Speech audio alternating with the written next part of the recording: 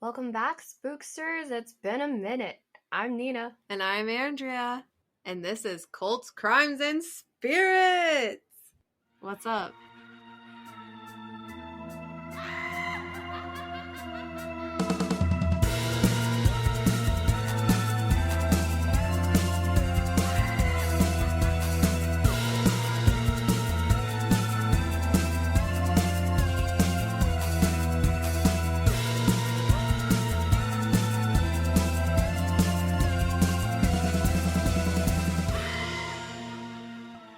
So it's been a hot fucking minute. Yes, it has. But I'm excited to be back. Yes, me too. You better be. What are you drinking this evening? So I have a water, Mm-hmm. because you have to hydrate. But I also have a shot of Tito's and some Sprite. What do you have? I am drinking shots of Old Smoky Moonshine. What flavor? What is it called? Butter pecan, depending on who you are. I also have a water and a Monster, so kind of a bad combo, but you know. Well, cheers. Cheers. Ooh. Some good stuff. Yeah, it's pretty aight. But I'm glad we got to hang out. What was it? A couple weekends ago? That was fun. Yep, it's been 2 weeks. It was very fun. We got to, we went exploring in an old graveyard. Yeah. You also got to see some pretty cool old cars. Yes. And my brother and our cousin had a vintage pop-up at a farm. Their very first. That was cool. Vintage pop-up. Their very first one. And they had quite a few sales. Yeah, they did. Us included, because you gotta support the fam. But yeah, we got the family discount though, so it was alright. Oh hell yeah, we did. My stepdad shot a 12 My stepdad was home alone a couple weekends ago, and he was cleaning his 16 gauge shotgun, and he fired it in their bedroom and destroyed their TV and put a hole in the wall, and the brick on the outside of the house is messed up. So he said he said a couple prayers because he was pretty scared after that. Yeah, didn't your mom say she saw him like run outside on your like doorbell cam or something? Ring, yeah. She saw him run outside on the Ring, and he looked up, like, and I guess he probably looked. Yeah. Yeah. Some crazy shit happens in your house. Like, your mom almost caught the house on fire. We talked about that in episode 1. And here we are, episode 17. Your dad shot a hole in the wall. You know what also sucks is I had picked up my friend and we went thrifting and we went to dinner, and then we came back to my house and she was braiding my hair, and that's when we found out. So not only did I find out, but a friend of mine found out. So that was pretty awkward. Yeah, it's kind of embarrassing. Like, welcome to my house. They're shooting guns off when no one's here. But thank God nobody was home. I know, and no one got hurt at the time. Yeah. So I have a funny story.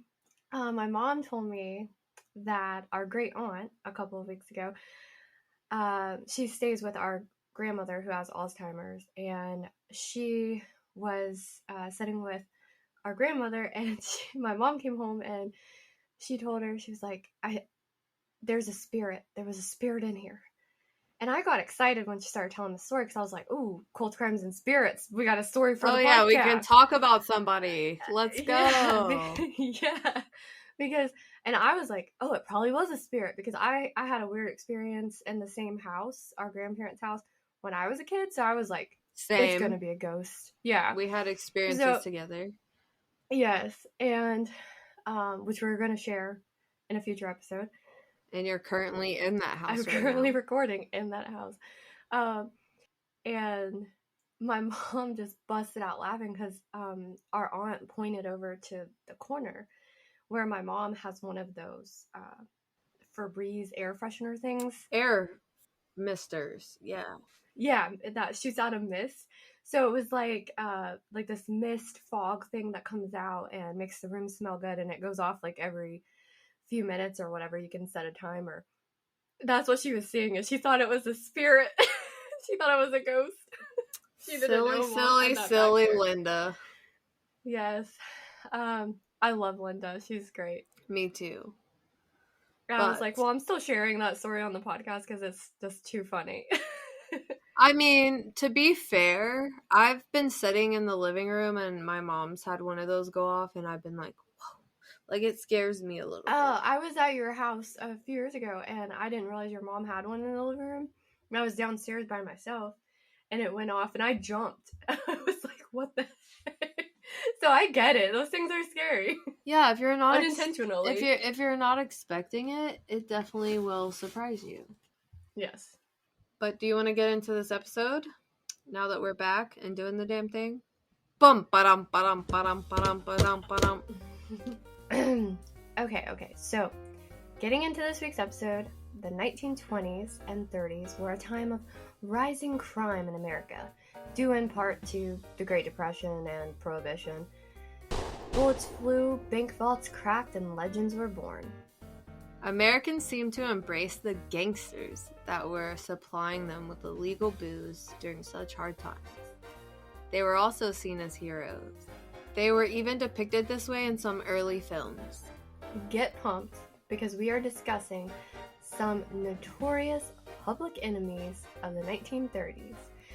But if you're looking for the thrilling exploits of Bonnie and Clyde, the infamous duo whose names became synonymous with their ride-or-die crime spree and their tragic fate that captivated the nation, well, we covered them already. Yep, we done did the damn thing. We dove into their crime spree and what happened after they died in episode 6 of this podcast. If you haven't listened yet, Yes. check it out. Check it out! We will add the link Bala. in the yeah. Bala, Bonnie and Clyde. Who wouldn't want to find out more? But we will add the link in the show notes. In the early 20th century, Bonnie and Clyde were joined in the world of organized crime by some other notorious gangsters like John motherfucking Dillinger, bank robber extraordinaire. Born John Herbert Dillinger on June 22nd, 1903 in Indianapolis, Indiana, to parents John and Molly Dillinger in a middle-class household. I just realized that's your mom and Tim's wedding anniversary. Yep, it is. That's kind of weird, but... It is weird that I was doing research and just now came to that conclusion. Okay. His father, John, was a successful grocer who owned a small grocery store. And his mother, Molly... I think that's the first time I've ever heard it called a grocer. A grocer? Like, I'm glad I know that's what the name for people who own grocery stores. They're a grocer. So this is educational in that.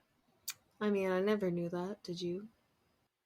I would have thought of somebody just working at the grocery store, not somebody who owned the grocery store. Yeah. But apparently he owned the grocery store. And his mother, Molly, she passed away due to a stroke when John was just 3 years old. That's so sad. Yeah. His sister helped raise him until his father remarried when John was about 9 years old. And he reportedly did not get along with his stepmom until later in life, like much later. That's usually how it goes, though. If you watch a lot of movies where a stepmom's involved, it takes a while. Yeah. That's why I'm not really trying to be a stepmom. Sorry to all the guys out there with kids, but I ain't trying to fulfill that role. Yeah, me and my stepmom didn't get along too well, but, you know, I can relate. Yeah. But anyways, John was all the time getting into trouble as a kid, and he even led a gang called the Dirty Dozen. When he was around 16, he dropped out of high school to get a job. He wanted to make his own money. He soon found a job working at a machine shop. He eventually decided to join the Navy, but after 5 months went AWOL and married Beryl Hovius in 1924. I had to look up a pronouncer, and her name's like literally said like barrel, and us just put the Beryl word barrel. Hovius. She a hoe, she a hoe, she a Hovius. uh, the newlywed bliss did not last long, however, because later that same year, John met up with one of his friends, Edgar Singleton, and the pair robbed a local grocer named Frank Morgan. John and Edgar were arrested following the incident, and John. My voice is cracking.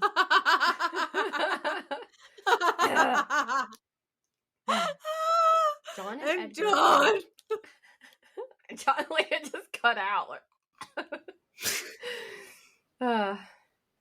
John and Edgar were arrested following the incident, and John was urged by his father to plead guilty and accept his fate. Also, I thought that's messed up that they robbed a grocer because John's like dad was a grocer. Yeah, how you gonna fuck know. with the fam business, man? Right? So, John, he did what his dad said. He pled guilty, and he was given a very harsh sentence considering he had no prior criminal record. Yeah, John was given 10 to 20 years in prison, and he was sent to the Indiana State Prison. But his good old pal Edgar, Mm-hmm. Edgar, who Edgar, who did have a criminal record, only ended up serving 2 years in prison. Yeah, apparently he had a good lawyer. Yeah, and I don't think he pled guilty.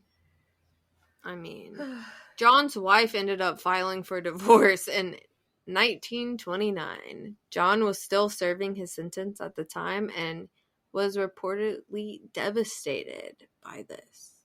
I mean, who wouldn't be? That sucks. Yeah, your wife wants to leave you now. Yeah, especially when you're in jail and you can't do anything about it. And I think it is because she met someone else. I mean, but what do you expect? More than likely, yeah. Locked up, yeah. So after this, John became bitter and jaded and spent his time in prison learning how to become a better criminal. That's kind of smart, though. I mean, if you're pissed off at the world, just learn how to be a better bad guy. Exactly. He spent his time in prison working in the shirt factory as a seamster and played on the prison baseball team. So he did make some good use of his time, and apparently he was really good at being a seamster and would help the other guys in the prison make their quotas. So that's pretty dope. Way to go, John. Yeah, he got along with everybody. Everybody really liked him. He seemed like a stand-up guy. And John was paroled on May 10th, 1933, after just over 9 years in prison. Almost a whole decade, though. Yeah. But get this shit. Mm-hmm. Supposedly, because of some mix-up in paperwork, his actual release date ended up getting delayed from May 10th until Monday, May 22nd. Oh, I would have been pissed. Yeah. On the same day that he got released, his stepmother suffered a stroke and died before he could make it home. Oh, I bet he was happy about that. No, because his stepmom actually, I told you they got closer later in life. She actually helped petition to get him paroled early. Yeah, that does suck. Yeah, and his mom, his real mom, actually died of a stroke as well. So for that had to be That's creepy. Yeah, that had to be even harder because it's like he lost his mom at 3 to a stroke, and then his stepmom died before, like the same day he got out of prison. And the thing is, he would have been out the same thing, on the 10th. A stroke. Yeah. Yeah, it was the same thing. It was a stroke. And he would have been out on May 10th, so he would have made it home if like the stupid paperwork thing didn't happen. Yeah. That's so unfortunate. Yeah. It is. Poor it's John. So sad. And it's also so weird that both of them ended up dying from a stroke. Yeah. That's the craziest part to me. Yeah. His mom and his stepmother both died from a stroke. Like, Yeah. same cause. And I mean, I know anybody can have a stroke at any time, but I thought it was usually like older people, but like neither Yeah, one of them me were too. like very old. Yeah. Well, John pretty much immediately began to assemble a crew and he started robbing banks. Bang, bang, motherfucker. Give me your Bang money. bang. But he did this to fund a prison break. He was planning. He had promised some of his old pals at the end of at the Indiana State Prison that he would return for them after he was paroled. So he was trying to like form a crew to get his homeboys out of prison. Just saying. Yeah. And he was trying to like raise, funds for it as well. And he ended up robbing about 4 banks before he was again apprehended by the police on September 22nd, 1933. He was taken to the Lima, Ohio County Jail. Before being arrested, though, John had succeeded in his plan to smuggle guns to his friends in the Indiana State Prison inside of a thread shipment that was being sent to the prison shirt factory where like him and his friends would work when he was there. Yeah, that's pretty smart to remember that and to send in guns that way. Yeah, I think I read somewhere his first attempt failed because he just like threw them over the fence or something, like the guns, and then Wow. They somebody got found them and probably, like turned them in. yeah, Yeah. exactly, confiscated real quick. Yeah. So this time, supposedly, he had the guns smuggled in the thread shipment and marked the box with like a red X or something, so his friends would know like where the guns were, and then they got them and they hid them until 4 days later, on September 26th, his friends broke out of the. So this is like 4 days after John was arrested. So John's sitting in jail in Lima, Ohio. Lima, Ohio. Mm-hmm. And his friends on September 26th break out of the Indiana State Prison and they're free. But Hell John's yeah. not. That sucks. Now they gotta Yeah. go break him out, you know? Mhm. And that's exactly what they did. Oh, hell yeah. Yeah. John was such a likable guy. Besides, murdering people. And his friends were incredibly loyal to him. So on October 12th, just a few weeks after they broke out of prison, Harry Pete Pierpoint, Charles Mackley, and Russell Clark, 3 of the men who escaped thanks to John. Oh, by the way, 10 people like escaped from that prison. Hell yeah, John. Way to get Yeah, 10 homies out. yeah, quite a few people. But only 3 of the people came for John, and then another guy named Harry Copeland. I don't know what his deal was. I don't know if he was just like friends with John, but he wasn't in the prison break in Indiana. So he came with these guys, and they all showed up at the I keep wanting to say Limo, Ohio, Yeah, but it's it's Lima. Lima. I keep putting Like an O on the Lima. end. Lima, Ohio County Jail, where John was just, chilling. They came in, they told the guards at the jail that they were there to take John Dillinger back to the Indiana State Prison because he had violated his parole. And the sheriff there, doing his job, asked to see some identification. And then these guys, being criminals and all, shot and killed the sheriff and then Oh, proceeded to shit. lock yeah. And then they proceeded to lock the sheriff's wife and a deputy in a jail cell. But they were able to get John out. So now this is in October of 1933. And that same month, according to PBS, John wrote a letter to his father that stated, I know I have been a big disappointment to you, but I guess I did too much time. For where I went in a carefree boy, and I came out bitter toward everything in general. If I had gotten off more leniently when I made my first mistake, this would never have happened. yeah, so basically he was just like telling his dad, like, you know, because I went in and they gave me such a harsh prison sentence that he's just like, well, I'm just gonna it just Yeah. made me want to I be the have to best damn go. criminal I can be. Yeah. Yeah. I'm gonna be bitter as fuck now. Thank you. Yeah. So most of the men that escaped the Indiana State Prison made up the Dillinger Gang, as they were called, and they continued to rob banks and wreak havoc, killing around 10 and wounding several others from 1933 to 1934. Most of their victims were FBI agents and policemen, kind of like Bonnie and Clyde. They killed more because they had to shoot their way out of certain situations, not because they just wanted to murder people. They were more into robbing banks and taking people's money, not the business of murder. Gotcha. At this time in like history, law enforcement didn't really have their shit together. But with all these gangsters popping up with machine guns and killing law enforcement, breaking out of prison, robbing banks, they had to step up their game. Yeah, they couldn't play silly willy anymore. They had to Yeah. get on the same page as the gangsters.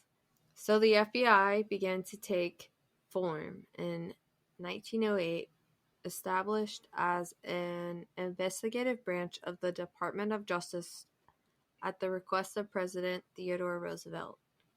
It was created by Charles Bonaparte and headed by Chief Examiner Stanley Finch. It was known first as just the Bureau of Investigation. It was not actually called the Federal Bureau of Investigation until about 1935. In 1924, John Edgar Hoover, known to most as just J. Edgar Hoover, was appointed to be the director of the Bureau. I guess John was just a popular name at the time. Yeah, it's a Bible name. So you got John, the good guy that works for the FBI, and then John, the bad guy, Dillinger. Yeah, So, JJ. JJ. JJJ. JJ. Hey, what up, JJ? What's he doing? So J. Edgar Hoover was very instrumental. There's a fucking fly flying around. Can you hear this on my microphone? No, I can't. He keeps getting like right in front of my microphone. He's like, I want to be on the podcast. Well, you are. Yeah. So J. Edgar Hoover was very instrumental in cracking down on crime and getting new laws in place so that police at both the local and federal levels could catch the criminal gangsters that were emerging. Yeah, J. Edgar Hoover referred to his agents as G-men. The term G-men stands for government men. How clever.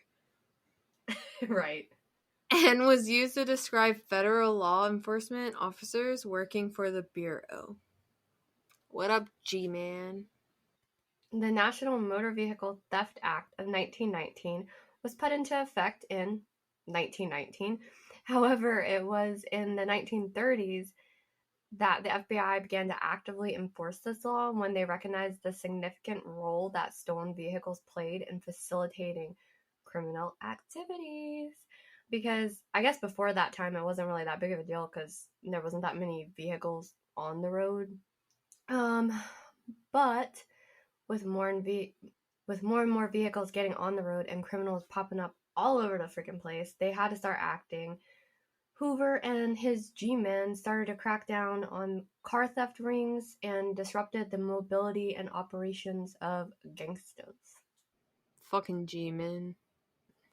In 1932, the Federal Kidnapping Act, also called the Lindbergh Law, was passed after the high-profile abduction and murder case of famous American aviator Charles Lindbergh's baby. This law made it a federal offense to transport a kidnapped individual across state lines, granting the FBI jurisdiction in kidnapping cases. Hoover and his G-men used this law to pursue notorious kidnappers and bring them to justice, like the real Machine Gun Kelly, which we will be discussing in a future episode for you guys. Machine Gun Kelly and his Tommy gun. Another significant law that was put into place was the National Firearms Act of 1934. This law was put in place to regulate and restrict the possession and use of certain firearms and accessories, such as those cool-ass Tommy guns. and sawed-off Yep. shotguns and stuff like that. Yep. Obviously, the FBI wanted to limit the firepower available to criminals, making it harder for them to carry out their crimes and prison breaks and yada yada. Because, I mean, they were killing police officers, prison guards, and FBI agents left and freaking right. So I get it. Yeah. Dropping them like flies. LOL. Yeah. LOL. Funny. Meanwhile, I have a fly. Yeah. 1934 was an especially violent year on both criminals and law enforcement's part. Yeah. In May of 1934, the Bank Robbery Act was passed, making it a federal crime to rob or assault any national bank or member of the Federal Reserve System. The legislation empowered the FBI to investigate and apprehend bank robbers like John Dillinger. Robbing banks also became punishable by death. So, Dun, dun, dun. Yes. Make you think twice. I mean... Or does it? I mean, it didn't seem to stop them. Additionally, on June 6, 1934, according to PBS, an act was passed to authorize an appropriation of money to facilitate the apprehension of certain persons charged with crime. Big words. Basically, now the government could offer reward money for the capture of criminals. Okay, a little loophole. Give someone money to snitch. Gotcha. Exactly. And it works, too. The crime wave of the 1930s had a direct effect on the transformation of the FBI's approach to combating organized crime. Through these new laws, innovative strategies, and advancements in forensic science, J. Edgar Hoover and the Bureau's G-Men helped bring these notorious criminals down. Dillinger and his gang had made their way to Arizona by January of 1934. They were staying at a hotel when a fire broke out there. When firemen arrived, they recognized a couple of the gang members, and the police eventually showed up. And guess what? What? The police arrested Mackley, Clark, Pierpoint, and Dillinger.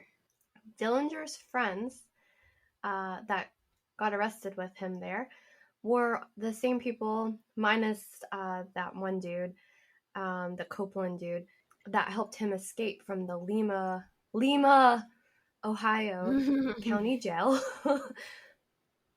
You know, and if you remember, that's where they killed the sheriff. So those guys, Mackley, Clark, and Pierpont, were transported back to Ohio to stand trial for the sheriff's murder. Mm-hmm. Pierpont and Mackley were sentenced to death, and Clark was sentenced to life in prison. Yeah. Pretty much. I mean, they killed a sheriff. I mean, yeah. I'm not entirely sure why Clark just got life. He probably wasn't the one that actually shot the sheriff. I don't know. But I mean, life's almost as bad as death. Almost. Yeah. Depending on how parole worked back then and all that shit. Yeah. But, anyways, Dillinger was flown back to the county jail in Crown Point, Indiana, to stand trial for killing a police officer at the earlier robbery of the First National Bank of East Chicago, Indiana. He was greeted with tons of press and his fans when he landed at the Chicago Municipal Airport. That's a hard one for me. Municipal. I tried. I hope I got Words are hard. I think I did. Yeah. They are hard, especially when you add a little vodka or moonshine. So, yeah, he was greeted like a celebrity.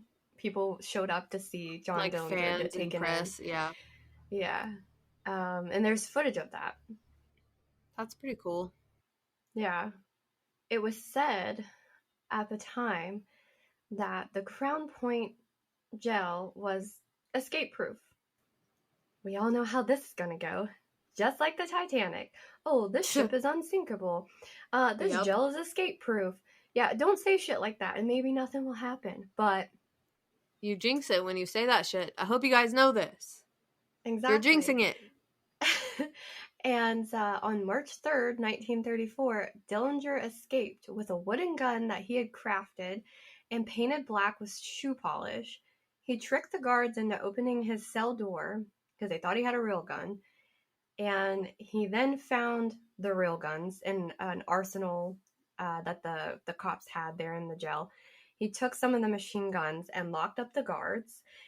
And yeah, he then went searching for keys because they had some cars out in the garage. One of the cars belonged to the Sheriff Lillian Hawley, which also they had a woman sheriff, which is pretty dope for 1934. Yeah.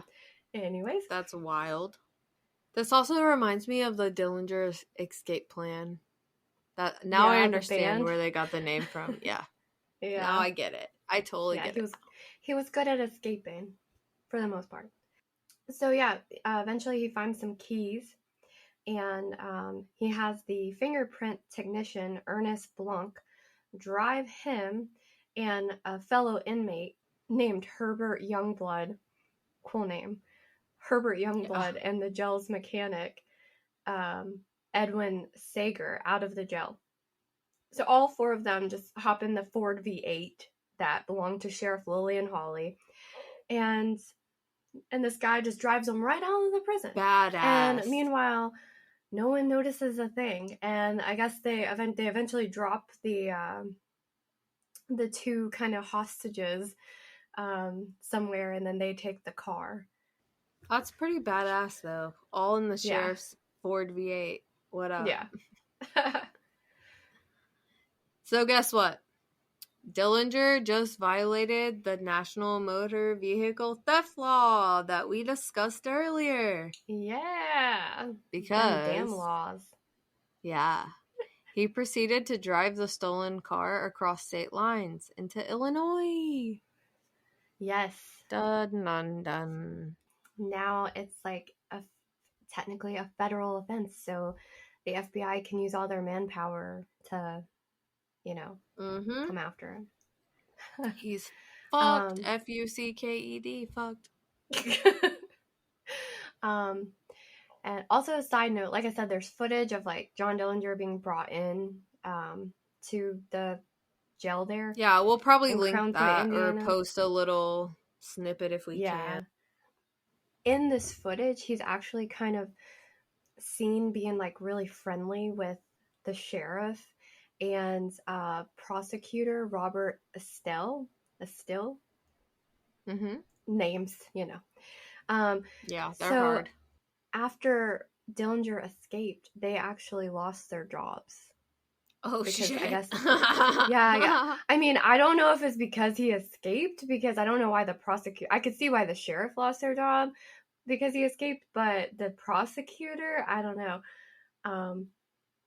But yeah, supposedly it was because they were seen in that footage, like, being friendly, being nice to him. That's kind of weird. Yeah. But anyways, this time, after escaping from prison, John wasn't taking any chances. According to IFL Science, John, in an attempt to change his appearance, dyed his hair, grew a mustache, burned his fingerprints off with acid, and underwent plastic surgery on his face. Oh my God. He was not playing around. Like, he was ready to be a different person. He's like, I know how to escape from prison, but I don't want to have to do it again. Yeah. Ooh. Acid, fingertips, burning. Oof. Anyway, so now John's free again. Yay. Yay. And he's made his way back to Chicago to meet up with his girlfriend, Evelyn. Friend shit. I think it's like Friendshit. Friendshit. I don't know. Evelyn Frischette. Friendshit. Well, anyways, I don't know. I'm not trying to be mean. I'm just trying to say your name, and it's hard. Yeah. But anyways, while in Chicago, Evelyn and John were staying in an apartment Well, the FBI. Yeah, bye. ah, ah. Oh, shit. The FBI discovered their whereabouts and showed up to their doorstep. Knock, knock, bitch. Shortly after, a shootout occurred in which John was shot. John, Evelyn, and John's friend, fellow gangster Homer Van Meter. They were able to flee under the cover of gunfire. Yeah. John and Evelyn then made their way back to Mooresville, Indiana to stay with John's father while John healed from his gunshot wound. While they were staying with John's father, Evelyn decided to travel to Chicago to like visit a friend or something, and she was captured by the FBI and sent to jail for 2 years. Dumbass. Oh my god, why would you go Right? back? And I think she was also fined like $1,000. You're on the run. Why Yeah. go back? Dumbass. What? Her fine Yeah, was she was fined. $1,000? She was also fined $1,000. Yeah. Guess for aiding and abetting. So again, John and Evelyn were separated, and this time it would be permanently. Man. Since many of John's friends got arrested, he was forced to make new connections, like Lester Gillis, better known as Babyface Nelson. Babyface Nelson was born December 6, 1908 in Chicago, Illinois. He was given the name Babyface by members of his little crew because of his youthful appearance. By his teenagers, he was into all kinds of shit like car theft, robbery, and bootlegging. Oh yeah. What a gangster. Gangsta, straight up. In 1928, Babyface met his wife, Helen Wozniak. She changed her name to Helen Gillis, even though her husband had adopted the last name of Nelson. She became his partner, not just in life, but also in crime. She wasn't really a criminal, but she would accompany Nelson on the road, aiding and abetting him, which was her crime. She loved him, and together they had 2 children. Helen said she knew that Nelson was going to eventually end up dead, and she just wanted to spend as much time with him as she could, which is kind of fucking sad. And sweet at the same time. Yeah, it's sweet, but she knew he was gonna die. He wasn't gonna live a long life, so that's pretty sad. In April of 1934, what was left of the Dillinger gang, Babyface Nelson and his wife all vacationed together at a place called the Little Bohemia Lodge in Wisconsin. The FBI was tipped off that the gangstas might be there, and the agents were sent there. The agents tried not to spook the gangstas, but dogs began to bark, and 3 men who had just ate dinner at the lodge went outside to their car to leave. They had rifles in their hands. Because they were probably hunters and the FBI thought that this was the gangsters, they began firing at that car, killing one of the innocent men. The gunfire, though, got the attention of the Dillinger gang and Babyface, and they got the fuck out of there. Yeah, they did. And as everything was happening at the lodge, officers received a phone call about trouble at a nearby cottage. 3 FBI agents were then sent there to check it out. When they got there, they found a parked car nearby, and they decided to pull up beside of it to see what was going on. And inside the car, they discovered Babyface holding 3 people at gunpoint. Oh, shit. Yeah, he was apparently pretty wild. Babyface turned his gun on the agents and told them to get out of their car. As they were getting out of the car, Babyface just opened fire on them, and he killed Special Agent W. Carter Baum. Damn, he's wild as fuck. Yeah, and Babyface crazy. He is crazy. I also heard that John didn't really like him. John Dillinger didn't really like him. Ooh. He kind of worked with him by association. Get it? Yeah, I don't think he liked him because he was so wild. So crazy. He just killed to kill. Yeah, because he was impulsive, and John was more he wanted to stick to a plan. Planning. Yeah. He planned it out. Yeah. The other two agents were severely wounded, but they lived. Baby Filth, Baby Filth, Babyface, Baby fells. Babyface Nelson ended up taking off in their car. So he also stole the agent's car. It's like a slap in the face. Yeah, that sucks. Mm-hmm. It's like, I'm gonna shoot you and take your car. Haha. Yeah. The men, when fleeing the lodge, left behind their women, including Miss Babyface. Yeah. She was arrested. Oh, yeah, that sucks. I'd be so pissed. She was arrested but released on parole a month later, and she met back up with her hubby. According to PBS, on John's 31st birthday, June 22nd, 1934, Dillinger was declared America's first public enemy number 1.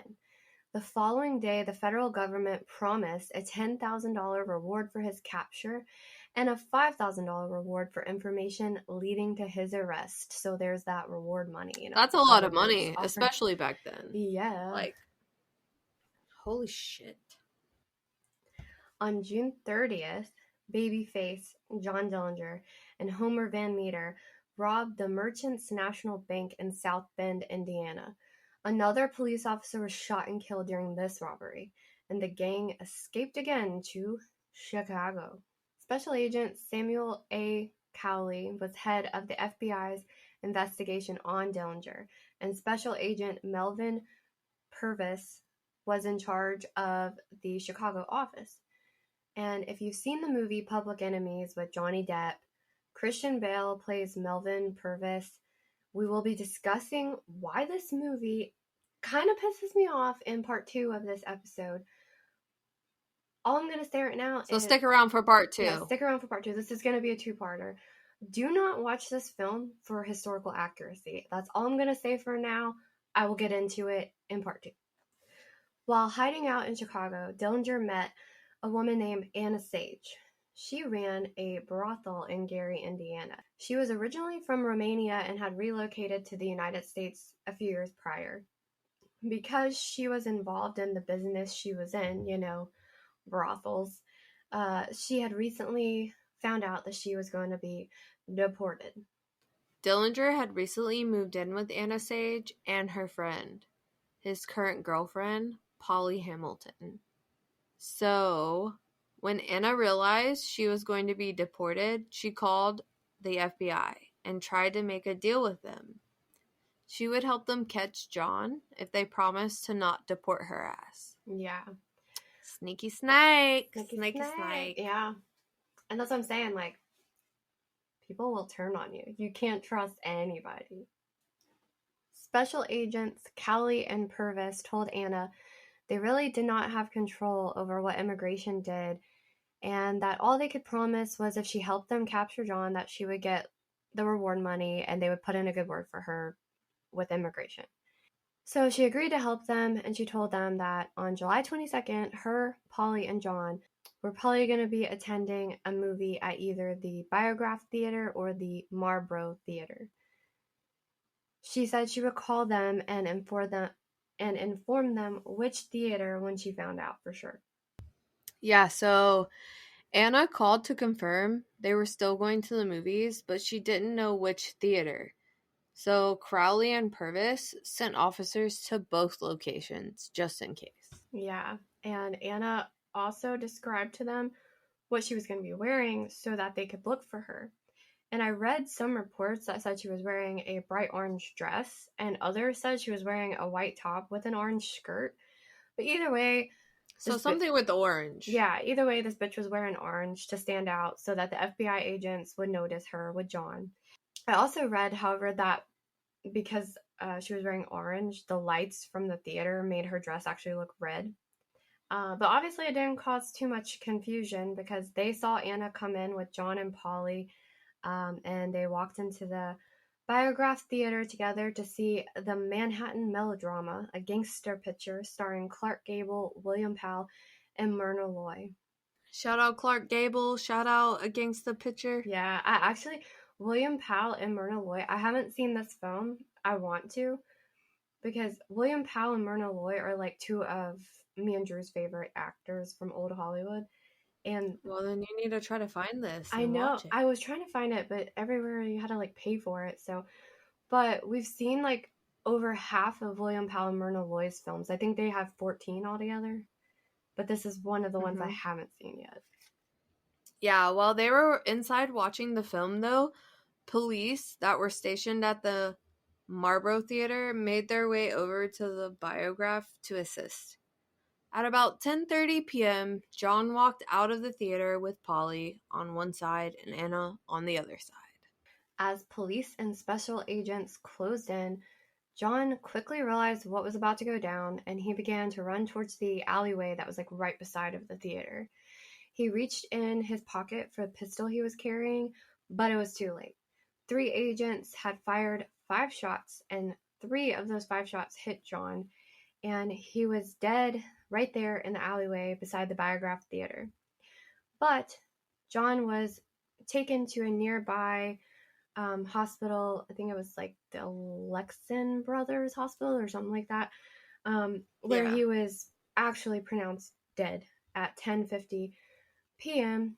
on July 22nd, exactly 1 month after his 31st birthday, and being declared public enemy number 1. Or Dun dun dun. Or was he dead? Oh, Dun shit. dun dun. Twist. Next week, we're going to be discussing what happened after John Dillinger died or didn't die, Death Mask, and who was named the new public enemy number 1. You know, lots of fun, morbid shit. Yeah. Yeah. Also, we're going to be talking about the Public Enemies film, like I mentioned, and why I have problems with it. So stay tuned for that. Because, we're still doing the damn thing. Yeah. Next week. Next week, part 2. But yeah, we're excited to be back, and we love y'all. We really do. And we appreciate y'all's support, and we get y'all's comments, y'all's likes, y'all's shares. Yes, and while we were on break, we hit over 1,000 downloads. We're ecstatic. Well on our way to 2,000 now. We're so ecstatic about that. Yeah. We appreciate y'all. Yes. We're going to keep trying to continue to post on TikTok and Instagram and Facebook, and we're going to be sharing some of our favorite drink recipes on TikTok and Instagram, so make sure you're following us there.